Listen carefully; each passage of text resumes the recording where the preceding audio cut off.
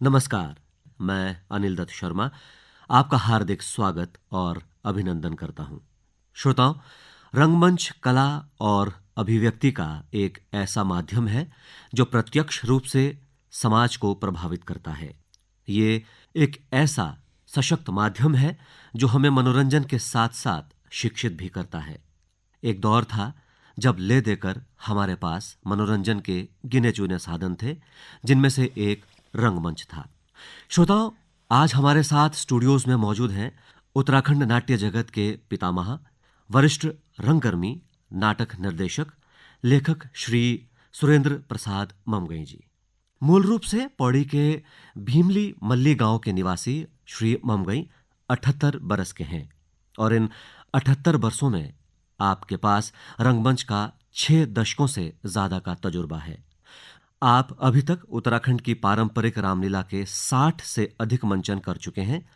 हिंदी नाटकों की 10 पुस्तकों का आप अभी तक लेखन कर चुके हैं, जिनमें से 2 पुस्तकें उत्तराखंड के ऐतिहासिक नाटक और ज्योतिर्मय पद्मिनी प्रकाशित हो चुकी हैं।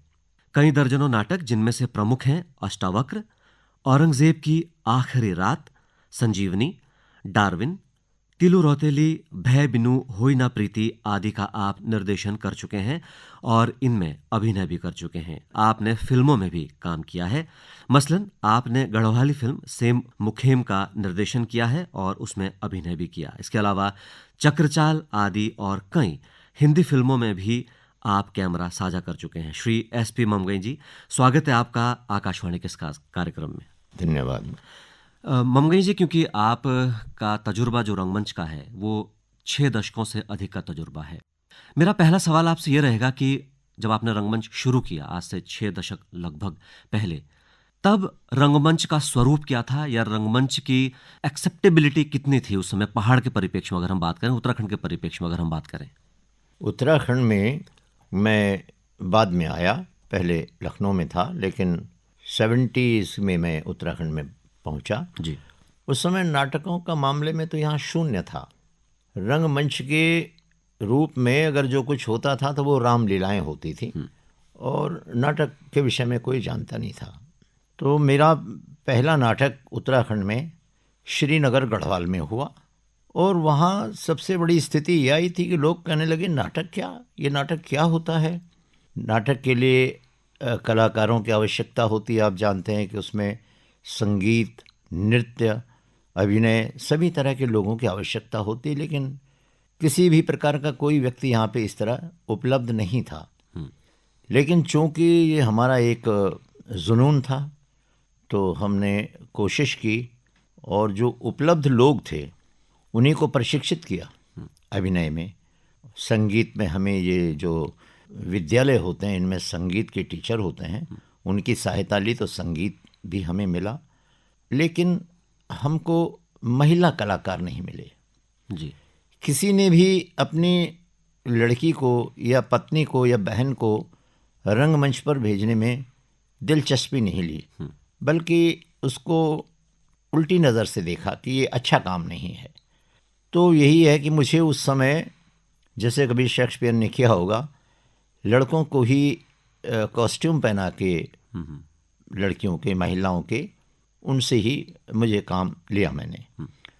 फिर दर्शक की एक चॉइस देखनी पड़ती है कि मैं नाटक किस क्षेत्र में कर रहा हूँ, किस जगह पे कर रहा हूँ, वहाँ का दर्शक किस तरह के नाटक को एक्सेप्ट करेगा। तो ये भी एक बड़ा महत्वपूर्ण विषय था।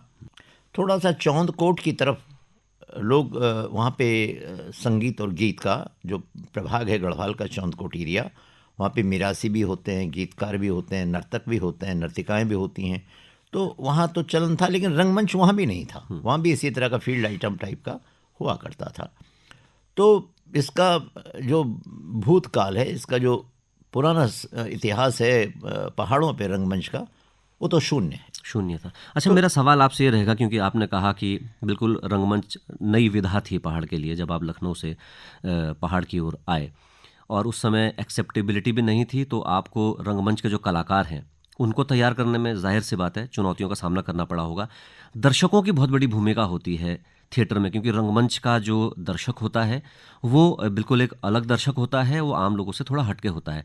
दर्शकों को किस तरह से आपने तैयार किया कि भाई नाटक ये होता है, और नाटक को देखने का एक जो डिसिप्लिन है, जो एक डिसिप्लिन होता है, उसको किस तरह से आपने दर्शकों के बीच में बिठाया, क्योंकि वो सबसे बड़ी चुनौती होती है।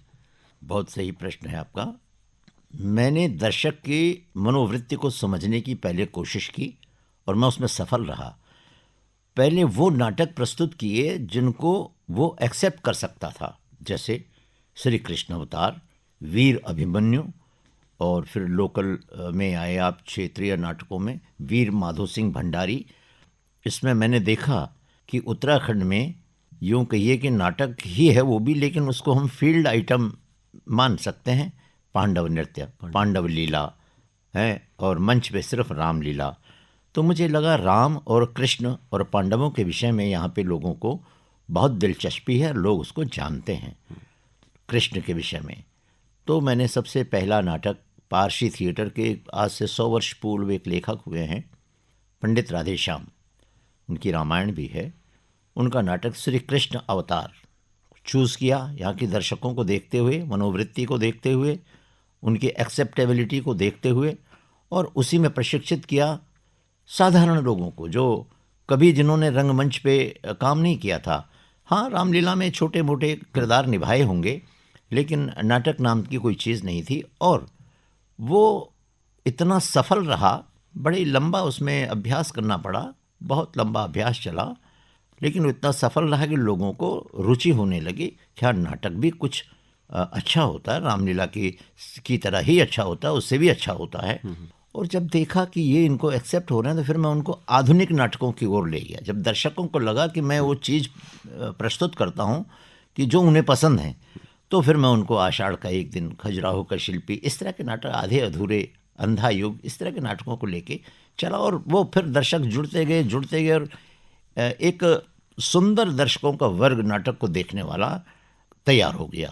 और फिर तो जगह जगह नाटक भी होने लगे, उत्तरकाशी में नाटक होने लगे, पौड़ी में भी बहुत कोशिश के बाद वहाँ पे वीरेंद्र कश्यप एक बहुत पुराने रेडियो नाटककार थे, तो उन्होंने भी वहाँ पे यही झेला जो मैंने झेला, कि लड़कों को ही कॉस्ट्यूम पहना करके लड़की बनाना पड़ा। लेकिन बाद में वहाँ पे भी नाटकों का चलन शुरू हुआ।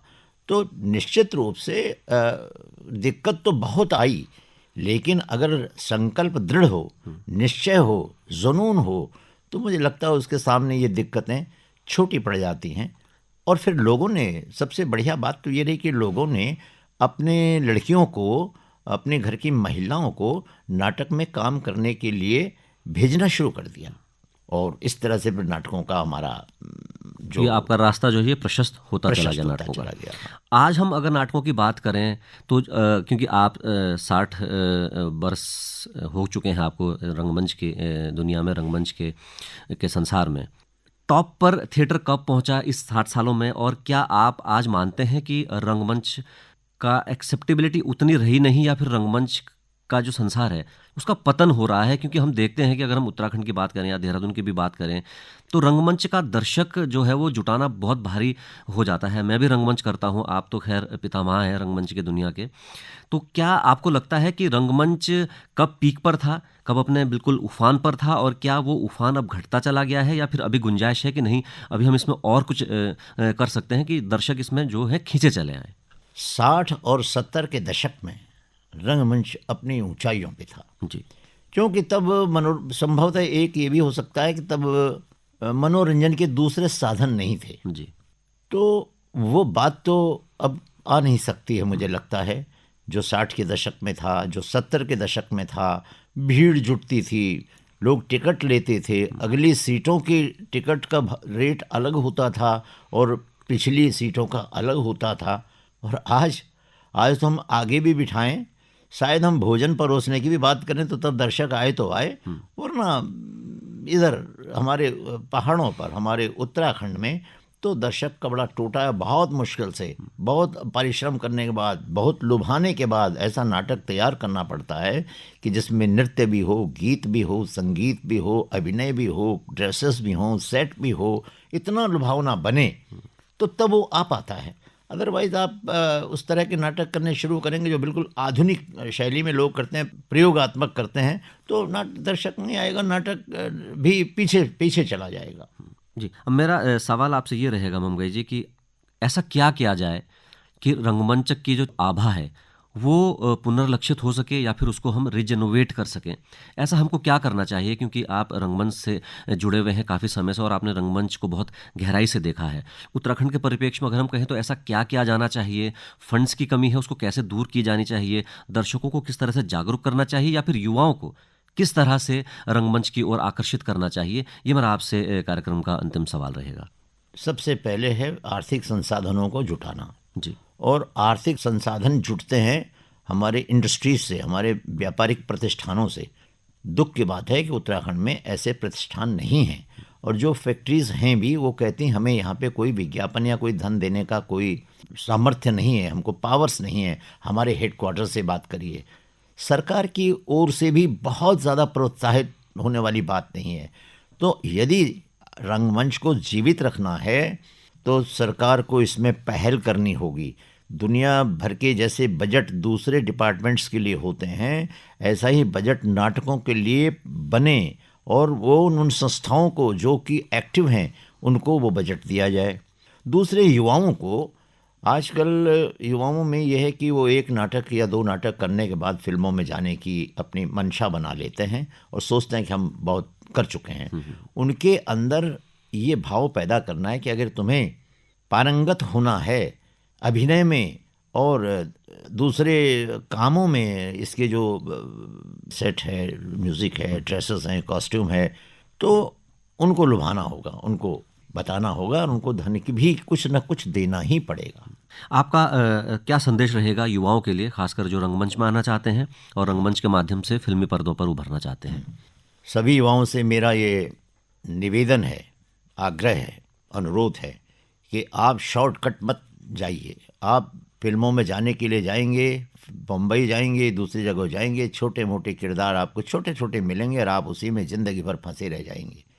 अगर आप कुछ अपनी प्रतिभा को दिखाना चाहते हैं तो रंगमंच को ज्वाइन कीजिए, अच्छे अच्छे नाटकों में भाग लीजिए, अलग अलग निर्देशकों के साथ काम कीजिए, और इसके बाद जब आप देखें कि आपके अंदर एक वो पैदा भाव हो गया, आपके अंदर एक वो आ गया कि आप कुछ कर सकते हैं, तब आप यहाँ से फिल्मों में जाइए और आप निश्चय रूप से वहाँ पे सफलता पाएंगे, ये मेरा कहना है। बिल्कुल, बहुत बेहतरीन बात आपने कही ममगई जी कि अगर युवाओं को इस क्षेत्र में नाम कमाना है तो उनको रंगमंच में निभ जाना होगा, उनको खप जाना होगा, क्योंकि रंगमंच एक ऐसी विधा है कि अगर आपने इसको सीरियसली ले लिया तो आप जो भी मार्ग, अगर आप फिल्मों में जाना चाहें, वेब सीरीज़ के माध्यम से आप अपने आप नाम कमाना चाहें, तो रंगमंच उसका एक दरवाज़ा है जिसके माध्यम से आप इसमें जो है एंट्री पा सकते हैं। बहुत बहुत धन्यवाद SP ममगई जी, आपने समय दिया और हमारे श्रोताओं के साथ बेहतरीन जानकारी साझा की।